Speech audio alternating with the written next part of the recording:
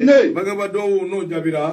ndo tay daga sunugo ala ka bange bo ala ka to sanga wati ko do kele ka nyeshi onwa bi jabi chugumi ko siratige lambe fulla se bema minye Usman away ka do jasana akwambi lame minye away ka do yoro chama e boatum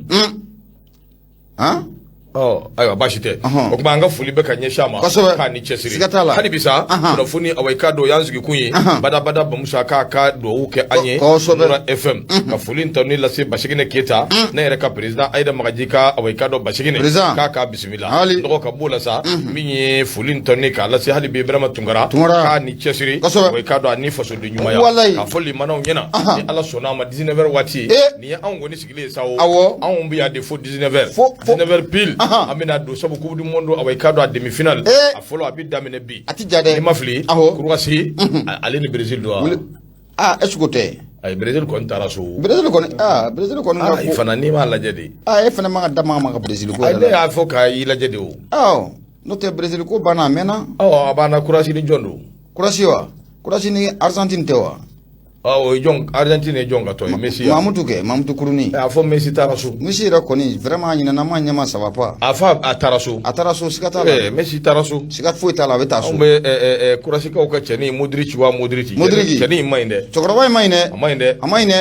ambe min fiye kurasi ni Morocco ballon tan jogo be kele abana Argentine bitaso be shini France bitaso abana ambe soro ka nga kudu mondu ta kana na farafina kosobe hali ni arabu tanfe awo Antolu ko oyo kungoyi ambe farafna de ko abana kosobe ndo l'indépendant ambition ni sikaka l'indépendant awaika donda nya leta mami ngumamba kono ni wati na abe MD abo kofo ni MD fo abe hakli jige arajo oxygène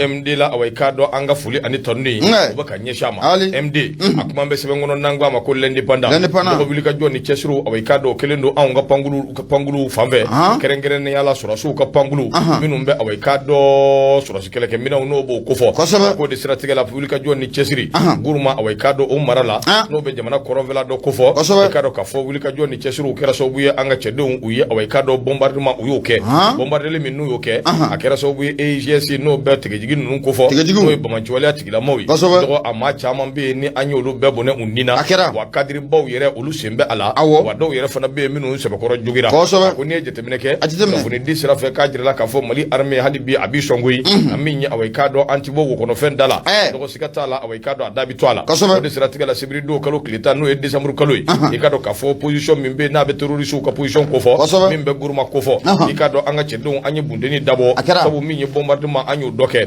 bilayi awaikado aye mindi o de bajira ka fo kadiri nun chama no AGC bamanjwala tikila mo no lu mado ya awaikado lu bonena unina do yere fona ujugira akoni nyoro ni alaje be bay ka fo minye abetesit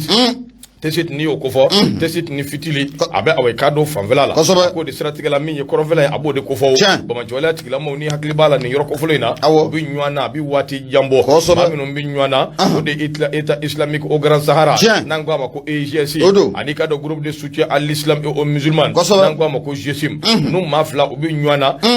kene min tutai awaikado yera soko ke dama nyanva ani nyamburuja nga ani wati nga ni wale yawo anika do hadama den toro dama de la anga korovela ife ako de stratégie la minya awaikado kadri minumbe ne anyolu bone unina do bala na to ko Musa Malum ni jemi vle ne ay minda awaikado mauka korovela ife kerengere ne yala guruma fanve kereng ani wataguna o kominina do kado ka foka keretnya ni daye ko be mo de soro ko bone unina ko mingada iba foka ale de uni undula to benen go ka boyi abe wulika joni chesuru ke sanga ani wati ka bingani wali atakanyeshi mauka civilu tito mashi tito wati bela jile mo be kulela awaikado nini njainde toy no be Musa Malum no bo kofo bingani wala tikila madu nga wachi mina buntelu ukera ale koni anake awaikado ale kera c'est fini abana koni ajete mena minye awaikado ale na anywana chama nga halibi bama chwala tikila madu be minu njogira ka yira ka foko lu koni do be ka furake awaikado an yira ka dugula no be ansongo kofo nga minye ko nyira bela jele anga chedu kibariya yembi uma mabo malakoi na manye ka fo ni bela jele kelinyi amba be gushi ka be ke c'est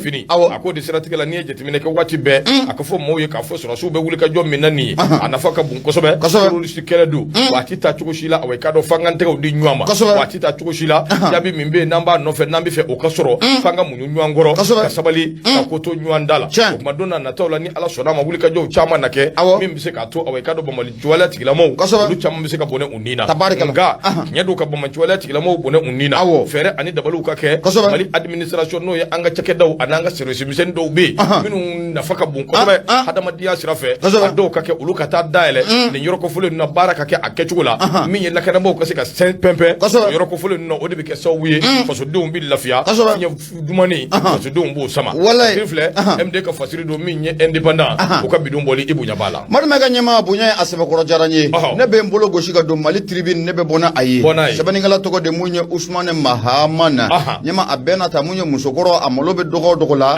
a ti dɛsɛ o jɔfɛn na i bɛna ye k'a fɔ ko mun ye Usumane Mahamane a y'a jira k'a fɔ ko mun ye force anti-putsch de la CEDEAO CEDEAO maa ninnu a tɛ suba ninnu kofɔ wa u y'a jira k'a fɔ k'u bɛna kɛlɛkɛjɛkulu minnu k'o sigi sen kan kɛlɛkɛjɛkulu minnu bɛna fɛɛrɛ dabali kɛ coup d'état o bɛ se ka bali cogo min na farafinna o kɔnɔna la kɛrɛnkɛrɛn mun ye farafinna tilebiyan fan fɛ sɛbɛnnikɛla ko a ko nin kɛlɛkɛjɛkulu minnu n'a bɛna sigi sen kan nin waati na CEDEAO maaw fɛ nafa jumɛn de b'a a la a kɔlɔlɔ bɛ se ka kɛ fɛn jumɛn ye ɲininkali to min a sigira mun ye Usumane Mahamane a y'a jira k'a fɔ ko min ye CEDEAO maaw ɲɛma u y'u ka sommet belebele mun kɛ waati tɛmɛnen na Abujakaw fɛ yen i bɛna ye k'a fɔ ko nin jamana masakɛ ninnu bɛn'a kan k'a fɔ k'u ka force dɔ sigi sen kan force mun n'a bɛna tali kɛ ka coup d'état k'o kɛlɛ farafinna tilebiyan fan fɛ ɲɛma maa caman kɔni ko in fɔlen fɔ ka n'a bila bi la maa caman kɛlen bɛ k'i bolo da i da kɔrɔ o bɛ ka ɲininkali to min k'a sigi a yɛrɛ kunna o sabu kɛ nin force mun n'a bɛna sigi sen kan nafa jumɛn de bɛna ye a la a kɔlɔlɔ bɛna kɛ fɛn jumɛn ye Usumane Mahamane ka bɔ Mali tribune kɔnɔna la a y'a jira k'a fɔ an bɛ don min na komi bi a dogolen tɛ maa si la k'a fɔ ko jamana minnu n'u bɛ CEDEAO kɔnɔna la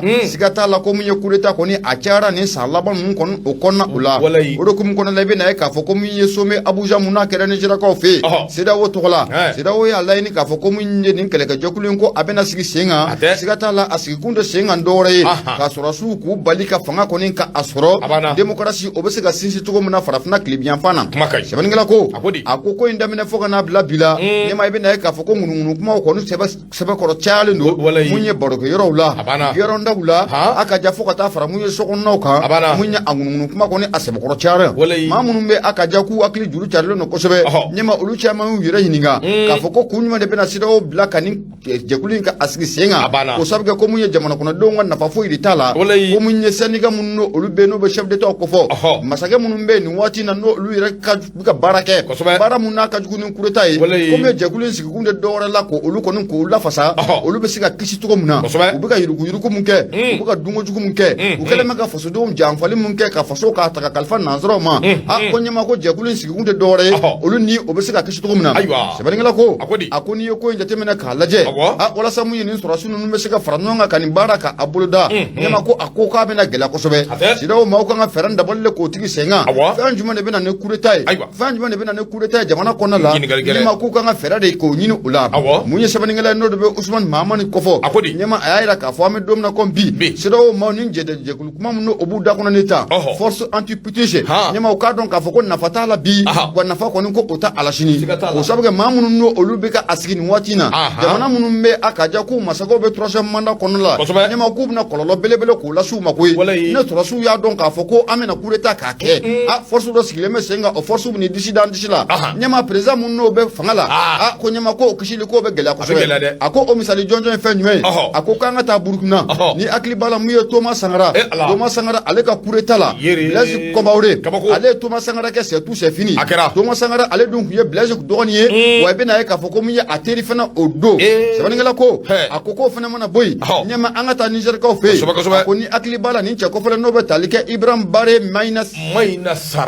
Sara ɲɛma i bɛna ye k'a fɔ ko mun ye commando dɔ olu kɔni ye o ka fanga k'a ban wa a ma ɲɛ mun kɔ u ye cɛ kɛ c'est tout c'est fini ye ɲɛma k'a kɛ pièce détachée yɛrɛ koyi ko o baara ko o kɛra ɲɛma o de kun kɔnɔ mun ye Usumane Mahamane ye a y'a jira k'a fɔ ko mun ye nin jɛrɛjɛkulu mun n'a bɛna sigi sen ka taa CEDEAO maaw fɛ ɲɛma ko a bɛna ko kɔni k'a tɔ la juguya de koyi o sabu kɛ maa minnu n'u bɛ fanga la nin waati in na minnu bɛ ka nin hakilinata k'a ta n'u koma n'u ka fasodenw ye a bɛ kɛ sababu ye u ni yɛrɛ bɛ to ko ninnu caman da fɛ koyi o sabu kɛ k'a fɔ ko mun ye anti force dɔ bɛna sigi ka ɲɛsin mun ye jamana sɔrɔsiw kɛlɛli ma a ɲɛma ko k'a ye k'a fɔ ko président yɛrɛ ki ibora la ke wallahi ni aklinata yi o bolen fila ka ni aklinata mutani nyama ku ka don ka fo ko aklinata nyuma ote Usman Maman akomu ni suba nuno be talike sido maula ko nga fere de tiki senga ni watina ko nga dabalile ko siga senga fere mun na be ka sobo bi terrorisme o be sika kele to ko na ka bo farafna o konala o sabe ka adugulente mashila fo ko mi terrorisme o buka fanga ko ko soro bi anga sali jamono ko konala ni watina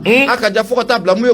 golf de Guinée la ko mi terrorisme ko abuka fanga ko osoro ko nga fere dabalile ke o kele libe sika bolo da to muna ko no te ka fo ko na force anti coup d'état ko sigi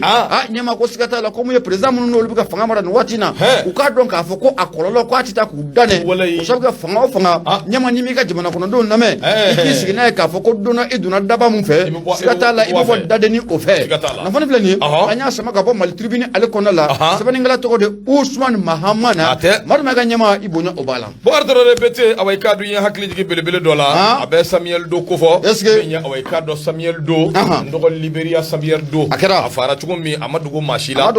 suko tike ka ke mole yere kene kan tay ni hakli bala kera ne septembre kalo 1990 jamana fama nu yongo ala o be fen fe mina ni yere makarado siga fo itala o be na fulo be kan ni fortu ko kuma min fo alla baloli atita fo ila on yere kan na fulo ko maka on tega bisika on tega tonomi kan tega dango ko se kana ke awma ikado ayuma ay fereke aw yere kan la don chugo anaw ka jamana mara chugo bisika fali chugo mi o de kan katemeni beka ala kan ni chawo be nouvelle horizon abita na mi baba dambele ndo ale kuma be baba ko away kado jakulu dobe chamanje bolo fe na biwele ko mouvement populaire pour l'unité la paix et le développement au centre no be away kado MPU PDC na bo ko fo so ku yewuli ka joke do ko ndemene aka nyogon yebelebele ko ke akera yoro mi o be fatoma ko fo fatoma ani muti che amanjan ko so be cercle de muti wasirika bako ako do wara te koy u ka chamanje bolo yi away kado lakana ko be chuko mi yi bi ani lakana bi nywana ikaro ka fo ku kuma na odika luka ni ngoy mbela jile nyi mi fere ani dabali o ka nyini mi bi se ka to lakana baliya mi be away kado bi se ka sabati chuko ko ni assembly keneka ni ya hia flanai mi yi away kado ka maminu be no sugandi away kado lu be no ye eli kominoi eli municipal o temene ngo ka boy o ka dugutigila ka away kado abekumbe ko kata se away kado region de moti ama yele ko chama away kado ulukumbi kene ngonda jamana chamanje a situation no ya tabuloi o be chuko mi na away kado ka be ma joro ko sobe sabu ni je temene ke jakulu mi be na be mu mal capital ku pula ku ko fo ulu foro tabale gushi away kado ko be ka ke chuko mi yi wa o temene ngo ni jakulu mi flene na be mouvement populaire pour l'unité la paix et le développement au centre na bo ko fo ulu fona wuli ikfle ka wuli ka joke ka kuma chama mbo ka nyeshi jamana chamanje bulo Allah al yawma o de sira tigala ko an ga forces armées maliennes no be away kado sora su ko fo ani milici do be no auto défense ma do la ka yere la kana ba do away kado lu be ka tabulo minge o ko ni fenye femi na bu kamada gwa irisula ka do fona be o yere dama be murmunu salu la yoroina o fenye femi na ke meka ulu toro ko sobe min ye chefu minu be no edu tigila kawi ko ni ko ko ba nyine force de défense mo fe no ba nga sora su ko fo su lu be sora su de do la kana bawi ma sora su dama kata ka tu ka barake o de kado lu ti fe sora su ni auto défense makaye lu ti fe away kado ka irisu yere dama su kele ka fo ku fle patrouille la sora su tu no fe o fana fenye femi na benente uluma ka jamana tabanje bulu fe ko de kama ku be away kado la nyini dama dama ke mi bi se ka to jamana yi away kado bi se ka lafiya chugumi ma mi be no ye away kado MK akmana ako away kado fama mko ube barake ni dozo unu sora su mi barake abike so wiye ulu bulu la fe away kado wati do be ko bondraki ka bo ulula kuma ko ulu be away kado anyini chugo sugu bela jilina akalaje jinya ma jolina bara nunu be ka ke chugumi ko temene ngo ka boy les russes ani dozo fo ka ta se sora su ma nunu ye away kado mawde minu be ka ke so wiye ulu ka minaw away kado ulu bulu la minaw ko ndraki ulula abika ke so wiye ulu shuwa hado ulu ka dugu jogro fe do be abika ke so wiye ulu bela jile obika ta koso akulu ba nyini minya away kado nim problemi akana ke dala kuma dama koy ninga tabala yere ninga laje telela mi se ka to jamana chamanje bolo lafiya se ka na la chugum ko be ani kilinya ulu bode nofe wa foka nyemelege ulu be transition ko bi ba ko shini Ibrahim Amadou Diko aliye away kado chef de fraction doy aya jira ka fo minya aba commune minna obe dangole ko fo dangole bole cercle de douanza ale re mouvement away kado ayo cheden doy ako awekado lube autorité no be fama wele oku jija kaningo inta bala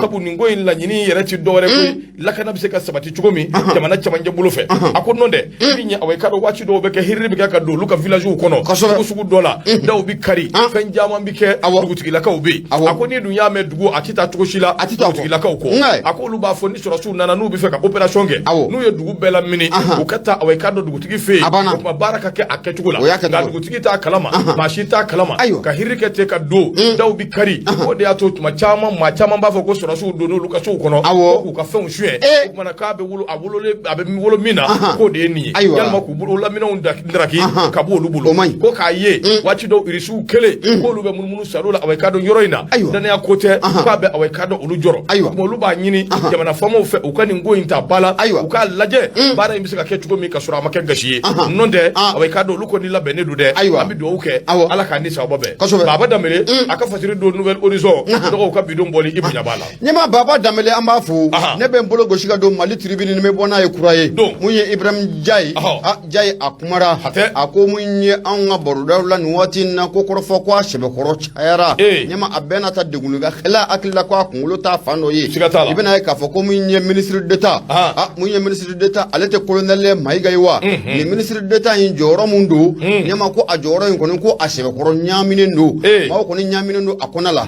shebe ngala ko ako ibena jatimina kala jamunye malidin cha mani bebi nyema obiki yere yinika ka foko munye ministre d'etat nyema aka joro e fen jume ministre d'etat abena bara jume no koke ministre d'etat nyema kumana fere jume ne tigelem be ni wati na colonel duru imbolo ngala ko akoni ya jitemna kala jamunye docteur Sokel ko kala maiga ala mame ko munye president de la transition no be talike itwamana colonel Ashim Kuita ale ko ni degré takani nga premier ministre Sokel ko kala maiga asigi akafota okono ganyema mauna na bali fen jume ne la ko sabga muye gouvernement ko na la joro do ona sigi singa joro munanga mako ministre d'etat nyema okra sababu ye ma chama migi yere nyiniga ni ko amasika nyefo malido nyina ministre d'etat ka bara fen jumani ministre d'etat abena ko jumani ke jamana kono nyema ma chama mbebi obigi yere nyiniga ngala ko akuni ya jitemena kalaje ko ma chama mga ira ka fo ni ya ka fo ko mu colonel nunu uye nimba posu nka sigi singa ministre d'etat nka sigi singa ko sigi kunte dore koi o shabga mu ye jobele bele munna bubulo nwatina sigata la ko mu ye sugal ko ka na bo joyen kono wa ngala ko ako mu nye sugal mu nye colonel durin dangalele no ka fo ko sugal ko la maye nyema ko sigata la premier ministre ya ko kada ni jien fembela jele wati faka boala abada ko no te ku dale mala ka fo ko mu ye farin ko ajole mbate o ko mu kono la ngala ayira ka fo ko ni ya titemna kala ja docteur sugal ko la maiga ako ni tara mu ye report force la ko sabuga mu nye farga o mu nye asro kalo nani ibna ka fo ko docteur sugal ko la maiga ajo de ke report force ula ngala ko ako mu nye premier ministre de la transition no be docteur Sugal ko la maiga ko fo na manya ka fo ko anana ajoro ina wa be na ka fo ko aka interim ko o taraka kalfa aka interim kaira ka fo ko mu Sugal ko la maiga nyema ko na ate mamu no obeseka baraka anola o de ministre d'etat no be talika colonel Ablaye maiga kan shaban ngala ko akuni yen posu yin jatemina ka laje nyema ko akuma ko ni se bakoro chara akumu ye colonel Ablaye maiga ajera ka fo ko ni Sugal ko la maiga na adesena akaja walma dallo waran na ka dase baraina mamu no bina joro ta taw nyema ko ye colonel Ablaye maiga ay sigatala seben ngala ko o seben do kamla ko fana mana boy colonel Ablaye maiga bina ka fo comme administration territoriale et de la décentralisation au ministre soko oba akamangoro seben ngala ko ako ni mbela jele ya damana duniya woro kum ko na la kibina ka fo ko jamana maraba ko ye dallu munnu ko di dallu munnu bayira ka fo comme Sugal ko la maiga na adesena wali mani dallu waran na adesena ka bara ko ke ka fo ko mu nye colonel Ablaye maiga ko bina no na bla nyema ko nte dalu mu ne ma be sheki bolo ko oda aka seben ngala ko akuni ko inje temena ka alaje ni ministre d'etat ka asigi senga nyema ko sigata la ko do ko ba akofe ko o sabge mu nye colonel nunu ani Sugal ko la maiga u ko ni be jedo la jemu na ma fa ma pass nyema ko ubo okonna odeda seben ngala ko ako sigata la ko nunu dangalale ndo ka fo ko mu nye Sugal ko ya jagu ya ira de ko fo premier ministre ya ko akada makuraye una te ku dangalale no ka fo ko mu ye fari nyama ko ojole mbate o Sugal ko la maiga wala saka ira malido na ka colonel duri nyama nyama ko ibina ka fo ko Sugal ko la maiga ko atara mu nye president Ashim fe ko atara mu nye sente nyama fe ko taali fɛn fɛn kɛra na ko a ni kunnafonidilaw de taara a bɛɛ lajɛlen na o de hukumu kɔnɔna la i bɛna ye k'a fɔ ko min ye colonel ninnu y'a jateminɛ k'a lajɛ nin ko in kɔni bɛ taabolo min kan ko bi Choguel Kokala ye maa ye premier ministre ya ko a ka d'a ye o de ja dan ye o de hukumu kɔnɔna la k'u nana fɛɛrɛ k'o bila sen kan k'o sababu kɛ o b'a dɔn k'a fɔ ko mun don ko laban ta tɛ o hukumu kɔnɔna la k'u nana fɛɛrɛ k'o bila sen kan walasa mun ye Choguel ko a mana dɛsɛ don min na maa mun n'o bɛna jɔyɔrɔ in ta pawu ɲɛma ko siga t'a la ko ale don sɛbɛnnikɛla ko a ko siga t'a la ko min ye Choguel Kokala Mayiga ɲɛma e ko nin ye ja mun dalen ko a bɛ bɔ ja in kɔnɔ wa ɲininkali to min ko a bɛ sigi o ko Choguel Kokala Mayiga ko nin ko in tɛ tila ka munumunu ka na a yɛrɛ fanfɛla o la wa ɲininkali to min a sigira kura ye sɛbɛnnikɛla kɔni y'a jira k'a fɔ ko Choguel Kokala Mayiga n'a ma ɲɛ k'a fɔ ko a kɔni tun bɛ t'i sigi fauteuil in kɔnɔna la ɲɛma ko Choguel Kokala Mayiga a tun kan ka fɛɛrɛ bɛɛ lajɛlen de tigɛ sen kan ministre d'État ɲɛma ko a kana sigi sen kan a se t'o la koyi n'an ka dumuni kɛ ani sogo tilan cogo ye k'o fɔ o ye kabako ye dɛ kabako don dɛ fɔlikɛla ko tɛ dɛ n'an ka dumuni kɛ o ye tiɲɛ nka a ye sogo in tilan ta dɔ di karisa ma dɔ di karisa ma fɔ dɔ t'i kun dɛ m'o f'i ye dɛ ko Choguel a tun kan ka fɛn mun k'o bali ɲɛma ko mun ye ministère d'État ko a kana sigi sen kan wa Choguel yɛrɛ fɛnɛ ɲɛma ko a yɛrɛ tun man k'a laɲini k'a fɔ ko diyagoya yɛrɛ la a kana premier ministre ya jɔyɔrɔ in na kura ye kunnafoni filɛ nin ye an y'a sama ka bɔ mun ye Mali tribune ale kɔnɔna la sɛbɛnnikɛla tɔgɔ de Ibrahim Jai Maduma ka ɲɛma i bonya o b'a la Bakari Traoré bete awa i k'a dɔn waati dɔ bi k'an bi gɛlɛyaba de sɔrɔ fasiri ninnu kow la sabu maa dɔw bɛ yen u t'a faamuya an b'o fɔ sanga ani waati fasiriw b'a sɛbɛn anw b'a ba ma yɛlɛma aw ye yalisa i bɛ se ka faamuyali sɔrɔ a la cogo min an bɛ don fasiriw de kɔnɔ waati bɛɛ nka waati dɔw bi kɛ anw yɛrɛ bi lagosiw dɔgɔyama nɛniw ani bagabagaw a n'a ɲɔgɔnna caman an b'o lasɔrɔ an ka fasiri kalandaw fɛ o kumana sa ko in ye min ye an k'an janto an yɛrɛ la janto n yɛrɛ la a kɔrɔcogo ka ɲi kosɛbɛ sabu n dɔgɔ caman bɛ yen o b'a f'i ye karisa a ye nin fɔ tan a ye nin fɔ tan ala ka n'i ci gɛlɛya k'i sɔrɔ kan'a fɔ dɛ ne kɔrɔkɛ tɛ nin ye ɲinɛ yɛrɛ kelen da quoi walahi kɔrɔkɛ ɲinɛ kɛra ko a tɛ wo kɔnɔ nin Nuntogo mɛnna kuma na bɛɛ ko Nuntogo de bɛ se kuma na o ko Nuntogo de y'a non i pari bi a tɛ nin a t'a la nin a ɲɛma dɔgɔkun kelen o bɛ ɲini kɔ dɔgɔkun kelen donc n terikɛ i ka baara kɛ n'i ka baara sariya ye a banna n'i nɔ minɛna o la i kunna wololen bi bɔ a banna siga foyi t'a la kosɛbɛ nka n'i nɔ minɛna ŋanamu sira fɛ f'i ka sa ko dɔ y'i bila a la i donna sira fɛ ni ko sugu dɔ ye fo k'i sa f'i ka sa o mun yɛrɛ b'i bila la o de bɛ tila ka boli o de y'a to caman bi bagala kunnafonidila anw ma anw bɛ kuma n'an yɛrɛ ye caman bi baga a ma waati dɔ ne kɔni ye n da di ala ma ne tɛ kɔni dɔn dɛ ne tɛ an bɛɛ y'a di ala de ma koyi an y'a di ala ma walahara an bɛ taa bɔ ɲɔgɔn na koyi an y'a di ala de ma an ye ɲɛma ala de ye donni tigi ye koyi n'o tɛ an bɛ donni minɛ i ko bi tiɲɛ yɛrɛ la waati dɔw bɛ kɛ i b'i miiri ko dɔw la a kuma ka ca dɛ a kuma ka ca o sabu kɛ sɛbɛnnikɛla t'i ye waati dɔw la e de b'i ye kalannikɛla de b'i ye o de b'i ye dɛ kuma ɲɛna e de b'i ye ala ka ni sababa bɛɛ ami Bintu Keyita an ka foli b'i ye Sénégal min ye aw ye k'a dɔn ka foli in tɔni lase Nabu Sar ma a bɛ Amérique a b'an lamɛn waati bɛɛ lajɛlen Nabu Sar an b'i fo kosɛbɛ Gafuri Awa i gindo kosɛbɛ dɔgɔ min ye Umaru Ongoyiba a gosi dɔgɔnɔkɛ a kuma bɛ Umaru Kodi a ka fasiri tɔgɔ de ye ko Nouvelle Horizon de Bamako a kuma nin bɛ o de kɔnɔ dɔgɔ min ye aw ye k'a dɔn ambassadeur min bɛ aw ye k'a dɔn Mali kɔnɔ yan Amérique tɔgɔ la k'i k'a dɔn a ka maa dɔ bɛ yen o kumana kosɛbɛ ɲangiliba min bɛ yen n'o taara ka ɲɛsin Karimu Keyita ma i k'a dɔn Kacho aw ye k'a dɔn ani a nɔkama dɔw kuma kɛn bɛ aw ye k'a dɔn o kan kosɛbɛ chargé d'affaires des États-Unis min ye aw ye k'a dɔn Brian Nober aw ye k'a dɔn a kuma na a ye k'a dɔn how do you feel how are you I'm fine a kɛra kunu de ye min ye aw ye k'a dɔn conférence de presse a y'o de boloda a ko siratigɛ la ɲangini min bɛ yen n'a tan bɛ ka ɲɛsin Ibrahim Boubacar Keyita den ma n'o bɛ Karimu Keyita ko fɔ Amérique jamana fɛ aw ye k'a dɔn a kuma na o de kan kosɛbɛ ale yɛrɛ ka kuma kɔnɔna na a y'a jira k'a fɔ nin affaire min filɛ nin ye san o san l'Amérique n'o bɛ États-Unis ko fɔ u bɛ wuli ka jɔ kɛ ka ɲangini bere ta ka da maa dɔw kun maa minnu bɛ yen n'u nɔ yera hadamadenya a burujali maa minnu bɛ yen n'u nɔ yera min ye aw ye k'a dɔn jamana u ka jamana marali aw ye k'a dɔn o nafolo k'a don dajugu fɛ jurugu ani ɲamilijugu i k'a dɔn u b'olu sɛgɛsɛgɛ k'olu lajɛ a k'o de siratigɛ la i bɛ baara la o kari e y'a kɛ ka bɔ a la o nin bɛɛ sen b'a la a bɛɛ b'i lajɛ a k'o de kama min ye aw ye k'a dɔn procédure don sabu enquêtes de don waati dɔw bi kɛ a kow bi jɛɲɛ kosɛbɛ sabu a kow bi sɛgɛsɛgɛ k'a tɛntɛn a bi tɛntɛn warawara la k'a tɛntɛn aw ye k'a dɔn mugu lilɔn tɛmɛ na ni ka sɔrɔ k'a tɛntɛn mugu tɛmɛ na a banna bajɛnɛ nin bɛɛ tɛmɛ ten wa a bɛɛ bɛ yen a bɛɛ bɛ yen warawara bɛ yen mugu tɛmɛ bɛ yen ɲɛmisɛnnin bɛ yen a banna a ka ca ani nilon tɛmɛ lilon o y'a bɛɛ la misɛmani de ye nɔgɔ kumana sa ni enquête kɛra ka tɛntɛn k'a b'o sira fɛ k'a ɲɛ bɛɛ dɔn o kumana min ye ko in ye a bɛ sɔrɔ ka da kɛnɛ kan a ko de siratigɛ la min ye a bɛ k'a dɔn nin ko in bɛ kɛ sababu ye fɛn caman bɛ yen o bɛ lajɛ sabu min ye a bɛ k'a dɔn yuruguyurugu ni ko i b'a fɔ k'a ɲɛsin maa ma a bɛ k'a dɔn a ko kɔni f'a ka kɛ a bɛ k'a dɔn ko danganiyali siga ka bɔ a la pewu a ko kumana an bɛ don min na i ko bi min ye a bɛ k'a dɔn olu tɛ tulonkɛ yuruguyurugu a bɛ k'a dɔn o sira fɛ olu tɛ tulonkɛ fana maa min bɛ yen n'o bɛ hadamadenya a bɛ k'a dɔn a ka hakɛ dɔw bɛ yen k'olu don galama na jago tɛ kunnafoni dilaw k'olu a bɛ k'a dɔn n'o bɛ journalistes kofɔ olu bɛ kuma minnu fɔ a bɛ k'a dɔn liberté de la presse k'u to yen k'u ka baara kɛ baara kɛcogo ɲuman na ni k'i bɛ a bɛ k'a dɔn ŋwara da olu ɲɛ a bɛ kɛ sababu ye a bɛ gɛlɛya lase a bɛ k'a dɔn u ka baara ma a bɛ gɛlɛya lase jamana ma a ko kumana Amérique jamana olu tɛ tulonkɛ ni a bɛ k'a dɔn o fɛnw ye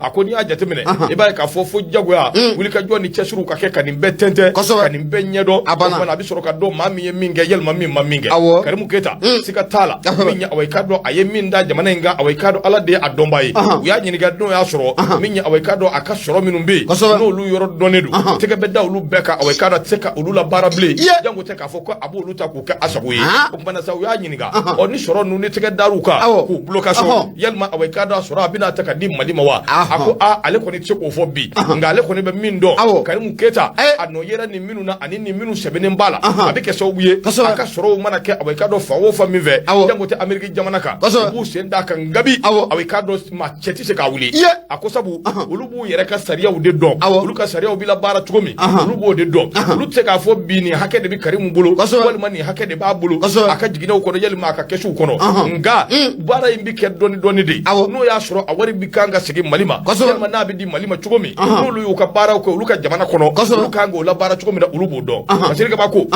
a ko a bɛ k'a dɔn nin ye étape fɔlɔ de ye ko kun fɔlɔ de ye nin min labaara la min ye a bɛ k'a dɔn maa min bɛ yen n'o ye a bɛ k'a dɔn Nobel n'ale ye chargé d'affaires États-Unis ale y'a jira k'a fɔ dossier in a bɛ taa dɔɔni dɔɔni wa ni Ala sɔnna a ma don n'a nataw la a suite n'o y'a kunkilenna ye o bɛ lakodɔn n'o y'a sɔrɔ olu kan ka kuma kan k'a ɲɛfɔ fasodenw ye olu b'a ɲɛfɔ fasodenw ye nka siga tɛ min na Karimu Keyita a nɔ minɛnen don dɛ Américains ka sɛbɛnden kɔnɔ a cɔminen don a tɛ se ka bɔ suɲɛli yuruguyurugu lamilijugu ka kow fara fara ɲɔgɔn kan a n'a ka réseau manjima dama jamana in kɔnɔna na u k'an ka da ninnu sɔgɔ yan dɛ Ala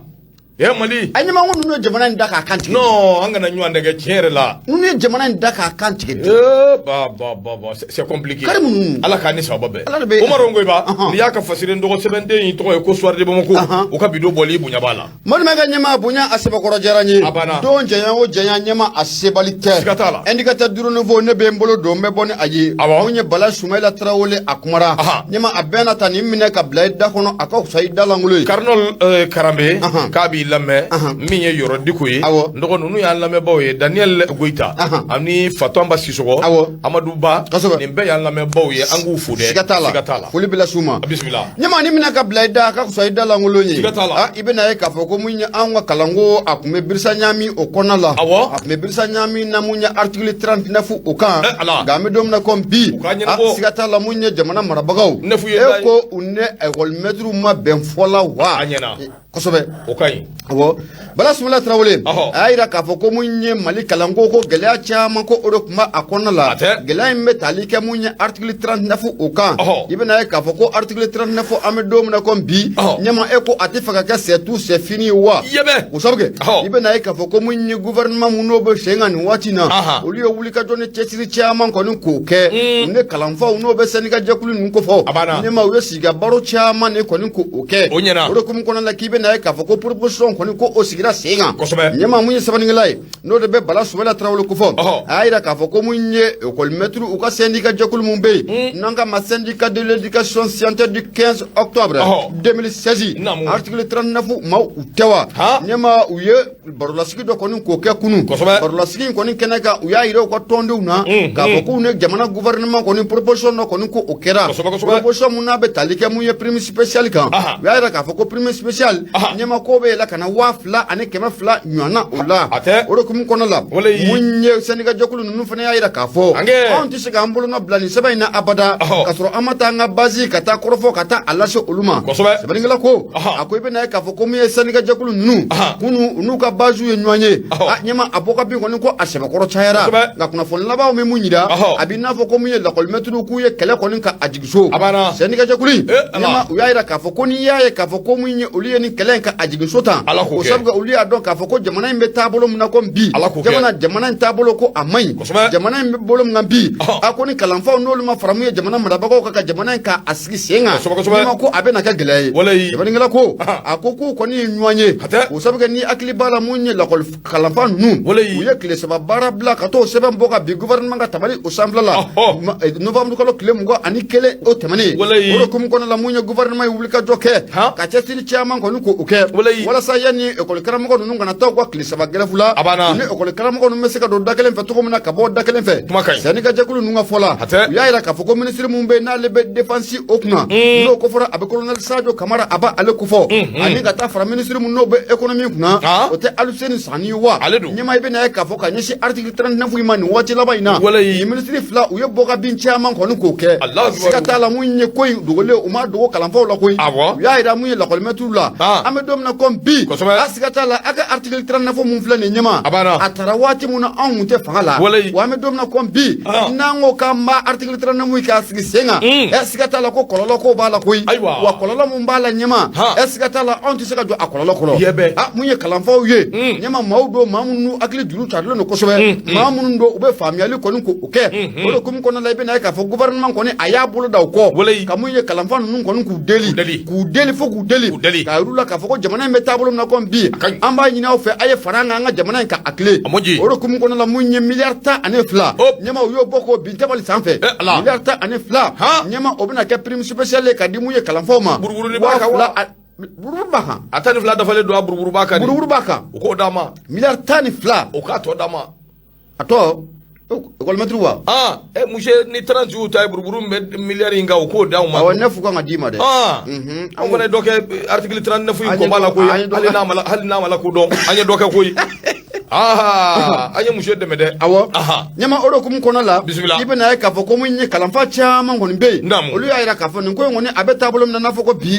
nyama ko kele ko anga sonsuro folo kele ko anga jigiso oro kum kono la ibe na ka fo ko kalamfa do re ya ira kenenga ale ko me dom na ko bi mbalima kalamfa mbalima enseignant anga faran dabalike anga tanye o sabga beni na wati ni bo ameni gele an kono la article kele 39 sanjuli ameni gele o kono la ko anga boni ngele ko na lati anga fereke anga ta nyefe ko chairman ko oreba anye na foni flani anga sama ka bo indicateur du renouveau o kona la bala sumala trawole ale sabani ngele madu mega nyama ibunyo obala ndo anga ala dele aka bo 39 la aka ke 40 yelu masengandi aka to latiza dokera minya awaykado tuntu awaykado koita ka bi lame yala danzugo andana afa ko ne ko ni ala sona ko onzo ensemble ce soir ni ala ka je balonda ku di mondo 19 ko keneka adama tugula Damis don le resa a Nura FM abana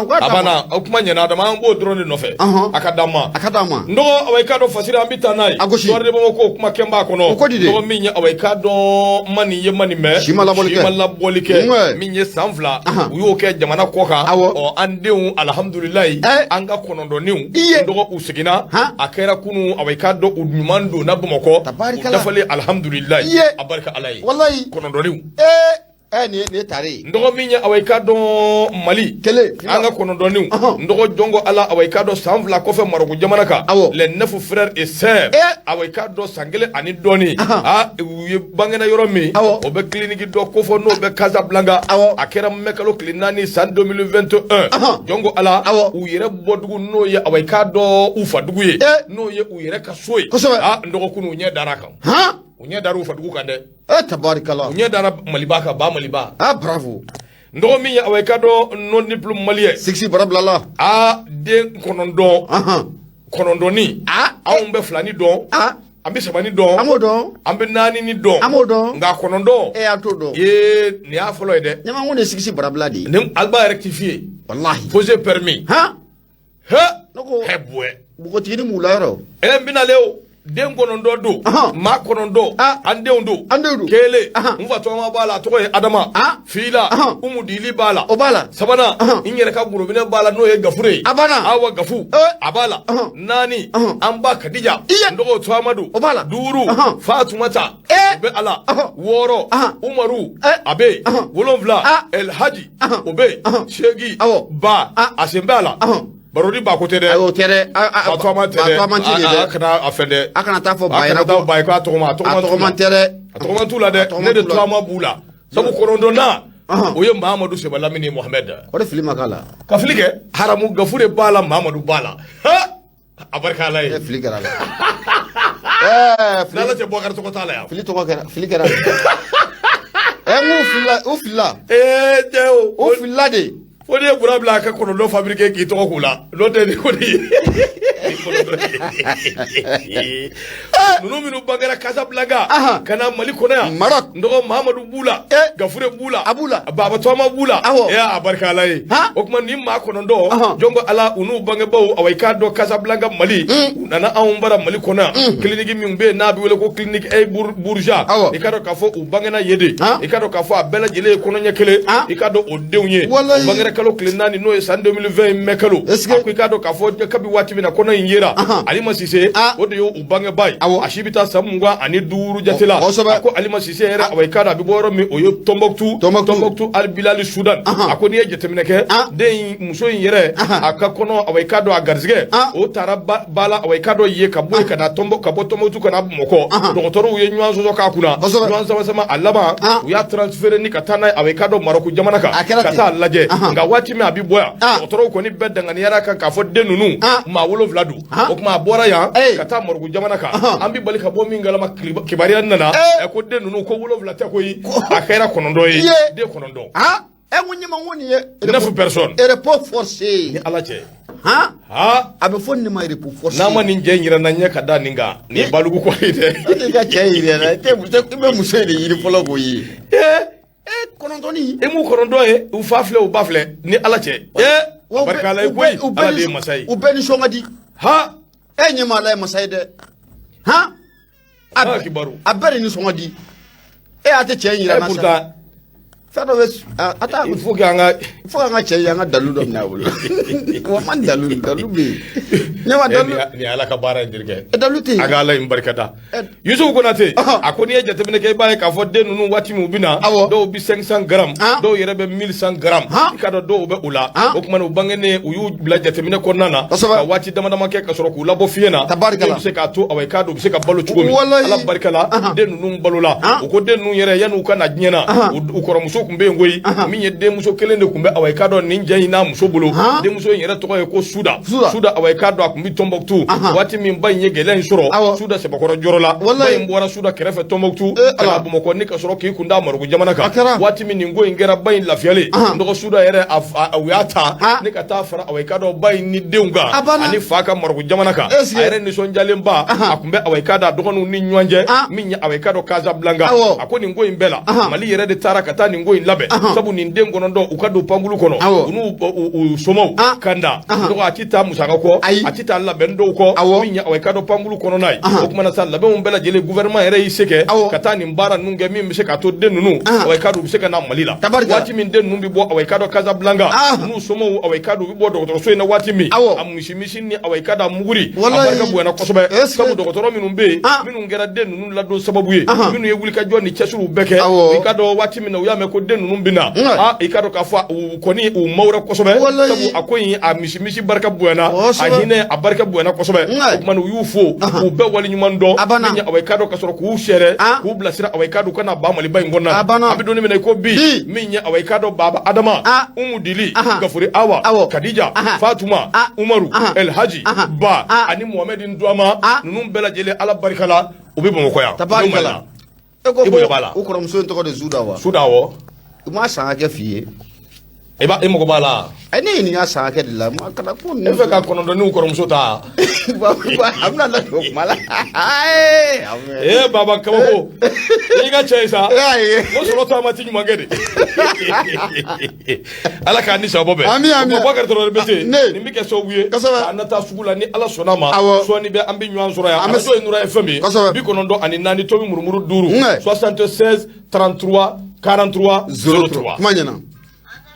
Aida magaji Madame Keta il faut ki wali mando e minyi aweka do ka fuli la si Sako Holdinga Mohamed Sako amba fo ka wali mando sat malien de bongoko minyi aweka do kele international e ka do kele de musu ni ala sona ma dimanche do mayambugu do atari da angoni bita mariage la tulutage voilà kosobe Ousmane Bagayoko ni be ko ma ko kele a demuso ni ala sona ma dimanche o ka mariage bi tulutage o ba sad malien wo joliba wo min yese wo real wo abe fu goto abe anga kata ande muso ka maraji la ya ngere de ka maraji Ousmane Bagayoko kele international amba fu ka wali nyundo ka ni chesiri hali bi awai kado ko ala ka furuke shima fla ka furu ala ka furuke furu tututu ndo awai kado ka senibolo chama olu bwala no ye an yere awai kado modiwi adin ka shikan ka jaya kosobe o kuma na sa Ibrahima Tungara anga fana fu ka wali nyundo ka Tungara voilà nyama ali biameta indicateur du renouveau ne bembolo de mebona aye a jamutene akumara nyama ibena ka foko ni wati labaina kibara do ko ni o sebe ko chadla bololo o sanfe kibara munabe talike munye la kolmetri do la musula ka do du ale ko ni kumika ka la kolden ko sebe ko goshi ibena ka foko akoni kera jikoroni o para konala erenga na kalanso mumbe nanka mako don temede wa be kabde sebe ni ngoro o konale fe académie d'enseignement de Bamako rive gauche abo orefe sebeningala ko akoy be na ka foko ni ja ko ni ko acharla bololo usanfe aye ma chama ko ni ko kamana ko gan kosobe ayira ka foko munye ni la kol metri na betalike musola kaina nyama akoni biga ka la kol lendo abuko seba ko goshi o fana te manugo foka boy ayira fana ka foko le kol dongo da fe ko abugo seba ko goshi o do kum ko na lebe na ka fo ministre so munno o ka bara national duguma kalango nyana bolima nyama ale ko ni misi jugu ta gerema te tari o do kum ko na lebe na ka fo communique do ko ni o bora ka binkunu communique mun kona la uye munye ni muso ko fole na be ancien team ko fo nyema ka kalango bela jile aka kalanfaya ka agulon folo yani nye ka soro akula mo sabiga munye sara so mumbe no taranga jamana kona la na tara san 2010 12 mars 2010 article 26 nyema o ko ni bayira ka fo ko muso la kan kwa ye bara muni ka keta bara ko ni kwa se ko konendo fo ka fo ko akonendo ya ka bara ka agulon na foni flani anya sama ka bo indicateur du renouveau ale kona la aja mutene ale sebenigala madu mega nyama ibunya oba ndo wati mena ngubita parkati watu afuye ko temena wallahi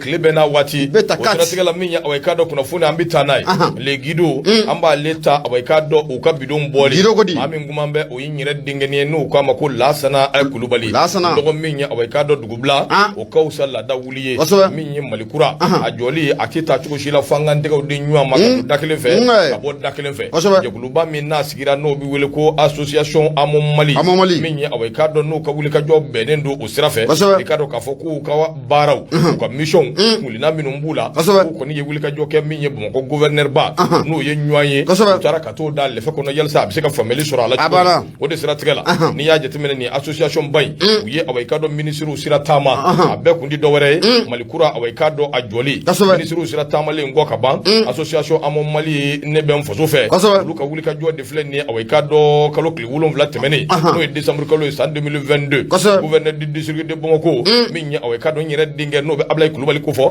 ali yu bismillah Ablaye Kulubali una ye nyoye tabarkala ngwe ikado ka marasida tabalika minya awekado ko nyefo nyoye akoni ngwe ndi dowere ka awekado Ablaye association ka dirala o temene ngo ka boyi la dilika minumba fe awekado ko lulu lanyini o be bani ngo saka laje awekado ni association bayi bali kurata sira fe uni amomali bi se ka baraka tukomi mi se ka to awekado jamana halibi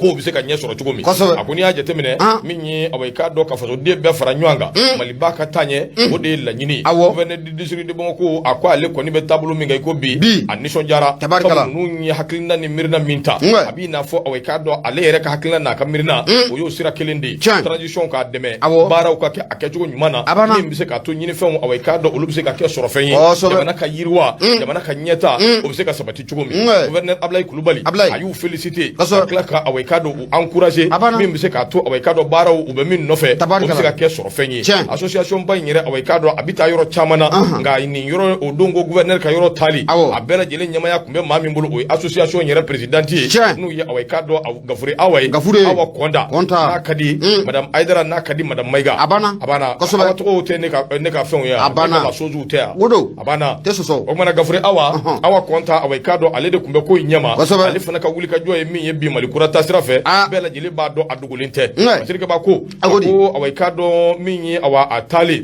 gouverneur ye a nisɔndiyara kosɛbɛ sabu association ye baara minnu kɛ u y'a dɔw jira a la a nisɔndiya barika bonyana kosɛbɛ a y'u encouragé a ye layidu ta k'a jira u la k'a fɔ ni Ala sɔnna a ma ale Ablaye Kulubali n'ale bɛ yen fɛn o fɛn min bɛ yen n'o kan ka kɛ Mali kura taasira fɛ Mali bɛ se ka jɔ cogo min ni Ala sɔnna baaraw bɛ kɛ ɲɔgɔn fɛ ni o sira ye don n'a nataw la ni association ba in away k'a dɔn Mali fan tan ni naani bɛɛ fɛ u bɛna wuli ka jɔ kɛ ka taa faamaw kunbɛn ka taa away k'a dɔn ka association da lɛfɛ kɔnɔ o bɛ se ka faamuyali sɔrɔ a la cogo min a ka laɲiniw ye min ye ka t'o da kɛnɛ kan pour que faamuyali bɛ se ka sɔrɔ a la cogo min association Amu Mali a ɲɛmaaba o ye n yɛrɛ ka away k'a dɔn Gafure n'o bɛ Awa Konda ko fɔ a fɔ n ka yafa i ma m'a fɔ ko ne ka laso ye da la kuma yan yɛrɛ fana y'a fɔ dɛ ne bɛ n ta fɔ kɛ ne ka laso da ne k'a fɔ o ye kelen ye a ka ɲi a cɛ ka ɲi a fɔ n ka yafa i ma a banna o kumana sa Gafure Awa ko a k'a cɛsiri a n'a ka maaw bɛɛ lajɛlen hali bi Amu Mali a baaraw bɛ se ka ɲɛ cogo min ko Amu Mali ne bɛ n faso fɛ Fatiri filɛ Lasana Kulubali don le guido ka bidon bɔli Madu ma ka ɲɛma Lasana Kulubali an b'a fo faso kanu o ye limaniya dɔ ye nouvelle horizon ne bɛ n bolo don n bɛ bɔ ni a ye Mahamani Ture Turekɛ a kumara ɲɛma ko an ka taa Sotiba n'an taara Sotiba kunu i bɛ na ye k'a fɔ ko kabako ko a kɔni tun bɛna lamaga koyi nka mun ye ka fɛɛrɛ dabali kɛ ka den ka jaso ka tɛmɛ n'a ye o kun bolodalen don Sotiba kɔnɔna la nka mun ye fa yɛrɛ kɔni ka wuli ka jɔ n'a ka cɛsiri ɲɛma o kɛra sababu ye mun ye den kɔni ko a ma se ka taa alhamdulilayi sɛbɛnnikɛla ko a ko i bɛna ye k'a fɔ ko mun ye den tunu ko a ɲɔɲɛnen don kosɛbɛ an ka jamana in kɔnɔ a bɛ nin kana san damadɔ kɔni ko a b'o bɔ i bɛna ye k'a fɔ k'a bɛ waati min na an ka kɔrɔnfɛla in kɔni o labilala ɲɛma i bɛna ye k'a fɔ ko mun ye jadisiw nana cari kɔni ko o k'an ka san 2012 k'a daminɛ o waati fo kana bila bila adamadenw de bɛ sina ka ta ka bali ka tunu ten maa si t'u ta yɔrɔ dɔn o de hukumu kɔnɔna la ko an ka taa Sotiba ɲɛma ko nin kɛra kunu i bɛna ye k'a fɔ ko nin ye bogotigini ye Ala de farala bogotigini kan n'o tɛ u tun bɛ taa na a ye koyi ɲɛma i bɛna ye k'a fɔ ko 5 heures du matin o tɛmɛnen ni sanga 15 ɲɔgɔnna ye Sotiba kɔnɔna la nin bogotigini kɔni maa don ɲɛma maa mun n'a b'a mansaw bonya kosɛbɛ dɔgɔma o dugu jɛ ko 25 a bɛ wuli ka du kɔnɔna bɛɛ lajɛlen k'a furan k'a jɛ i bɛna ye k'a fɔ ko waati mun na ni bogotigi wulila o ye laadaya a bolo a ye du kɔnɔna furanin k'o baara k'o sigi sen kan i bɛna ye k'a fɔ ko kamalen jolen 3 ɲɔgɔnna ɲɛma u nan'u jɔ mun ye moto jakarta kelen u b'o sanfɛla la marifa n'o bɛ sɛwuronin kɔfɔ ɲɛma k'o bɔ k'o jɔ mun ye finangani bogotiginin na f'a ka yɛlɛ moto sanfɛ joona joona i bɛna ye k'a fɔ ko mun ye bogotiginin k'a b'a la k'a da a ma marifa y'a ɲɛ la ɲɛma a y'i bolo da kunna ka kule bilen yɛrɛ a y'o baala k'o bolo da n tɛ taa bi n tɛ taa sini o yɔrɔnin bɛɛ o y'a sɔrɔ mun ye fa kɔni tun bɛ ka labɛn k'o sabati sokɔnɔna la o sababu kɛ ale tun bɛ ka taa fajiri seli o baara k'o timɛ mun ye fakɛ kɔni ye ɲɛma o bɔra k'i jɔ ani maa ninnu ɲɛ kɛ 4 ye an'u ka 5 don fiɲɛ la ɲɛma ko a si ma kusa ni si ye o de kun kɔnɔna la sɛbɛnnikɛla y'a jira k'a fɔ an kɔni bɛ don min na komi bi nin ye jɔrɔna ko ye jamana in kɔnɔna la sanga ni waati bɛɛ lajɛlen na denw de kɔni u bɛ jaso ka tunu n'u ye ko nin ye maa jɔrɔna ko ye o de kun kɔnɔna la ko waati dɔw la maa dɔw kɔni u bɛ tunu o sababu kɛ mun ye u bɛ tunu u ka sigida o kɔnɔna la o caman ko o bɛ kɛ n'u kunnafoni o dira k'a bɛ kɛ sababu ye olu kɔni k'u bi ye nka ni mun ka kɛlen filɛ nin ye tan ɲɛma kunu Sotiba a siga t'a la ko a bɛ maa kɔni k'o sɛbɛkɔrɔ jɔrɔ sɛbɛnnikɛla ko a ko wulikajɔ ka kɛ jamana marabagaw fɛ ni réseau mun yanga jamana en konna la da me sika kare ni réseau na to mun no te nyama ko kabako du koyi na foni flani anya sama ga bon nouvelle horizon ale konna la sabani ngala to de Mahamani Touré wal maga nyama ibunya obala bor to de bete babu nyena do de ke ala kan gishi wakari awai kado yana ngata halibi ambe wule dake kanyeshi jamana maraboma jamana famoma ina fu ya fo chugo min lakana balia do ni mina ko be ni salaba ingondana lakana balia anyonye ni ndu kosobe osiratigela ne ere ka quartier min be nangwa mako dableni donc ala butigi teto minya awai kado sokono na teto awai kado sibede kana ere ofona teto ma ere ta do ni shukura ibi ko min ni kati jami akebe ba fo ko lakana ko ere awai kado jamana ere mogote awunga famvela la ndo minya awai kado akabu bambulo fon shwe alaban nana kesa energy yere ka fili minum be fili minum glongolone do otede uka femba into transport ba ere mimbi ke sababu yi ka courant di awai kado kin kuturuma kin mume suro 3h du matin o fili mimbi bo transport dugumana la ka puto samvela suro fil kwalin bay ndoko taro de tike la hawla ka fu ya tike ka to etede umugo ba la da fili sabab femfen gune be nyana transport ba ka bo duguma ka ta transport ba la ka courant tike kin mume bela la hawla ko o saba ko tike katanui jamana ngono ne dale do courant tigala credit kera konder la o bisika tike chugudi abada ne gongo ango ni ngoyi siga benina de afora ku be balika konter u sote yel sey ka wuli kan ka konter la yo bi jasoyi bi jaso ambe balika bo mingala ma nyere ka do ke do be futeni grand commerçant tirge o yen wele ko akokoro ku be ka transport jiginde nongo ka transport jigi ne wuli la kala be sabati ka che wele jabi ni krefe mo wele sa yana on bi jigi ka ta o ya soro ye jab katakata ni fendo yere ko am be balika katakata ni de mangambe ani moto bu o keru tali o ya soro ye fili ni fon betke katanui man ni nyaw ye wa 3h fo si za masno man teka sunu hali sangura anga kurango nyamile du ay be shigi afo energy maw yo katanga kuran la janga kurango nyamile du jamana famo vraiment ça va pas de non ça va pas maw tu sais ka sunu blé ayi o dongo nya fe nyere do ke ka butigi utara kari katana ka telephone na ka telephone mina ni fon be wallahi ali sisa ba mirula bon sisa na fara ko o yoro kele invana tuguni o transport ba min be energy min be dugu kuturu nafa utara tige mais c'est grave ko flit tige katanoi nyama c'est très très grave gendarmerie dumbi gendarmerie ba engrais fe sangare bugulay moro bugu era hakila gendarmerie be police be afla bebe agausu yaiwa afla bugula bo lu de ka koula bon maintenant na fora tuma ben anga secteur nous nanga yoro ni situation de be ni problème de be c'est compliqué o kana ko ke gitro ngana o de to ne afo 3h 4h nous 15h 16h ngombi taso aba fo ko takmo mase tunga ngadu ayi mais ni na nyona umbe mabiseka ko chuko donwa aya ko achemai anga chera fo nyama achemai anga bole bla jamana marabago ma kerengar lamu gendarmerie munabe sangare bugu ko fi gendarmerie munabe muru bugu ko fi aka jaka na fra police sokan nyama o kana contrôler mbela jelega gitron sans fela dableni ou ka dableni shele ka damine kun fo kun waga bone fale me dableni tap wallahi suna ko ni mate sunogo c'est grave bere be sigi très grave ka sube bangi sigi ala ka ni sababe gouvernement ka la jeno be se ka autorisation de port d'armes chef de famille nous a biseka noya o machugomi nyama o koni le chef de famille ou ka enquête de moralité ou ni fenke autorisation de port d'armes biseka di mo machugomi no don terere ay ki yera kishi ni terere kishi ñu ande koy o tede parce que problème yodi l'autorisation de port d'armes ti bolo ti a des problèmes odode kosobe bon c'est sérieux adu koni nyama fini tara de abe dugona don ku kishi ku bulla fen ku aywa anga do ke ñoye vraiment la kana ko ka laje asa énergie mo aya la janga ko anga côté dableni u yanga filimi u tara fil ba ere tiga mimbi bo duguma ka yele transport duguma ka yele poto ba ere la ka noro wagabo ya servo wagabo ya atika kata tara ni fili ere di kosobe ka dugo kuturu bla dibila souderu be jini mere ferila ni mu ferila bebe la place la toute la journée chômage betara la ala ka ni sababu amin ndo radio nura fm ka fuli la se awai kado kanubani de me ba bema awai kado ko ni mugo be flani ukoro musula o ki kado le ko le ka koroboro kai ko digi koroboro dundu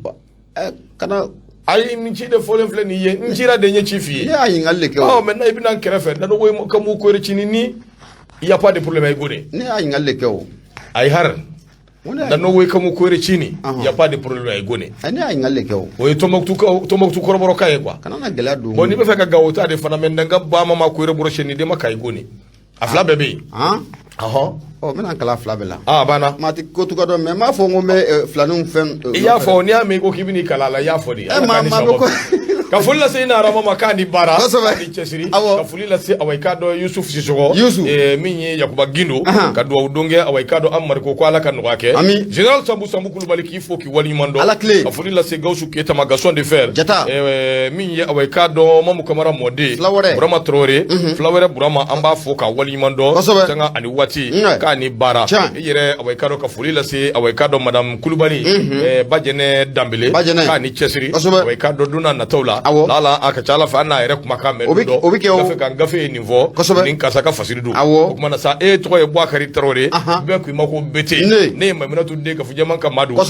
maiga kuma 76 33 43 03 ya radio kan numéro yi aketo beninka sala ala mawda kan be sha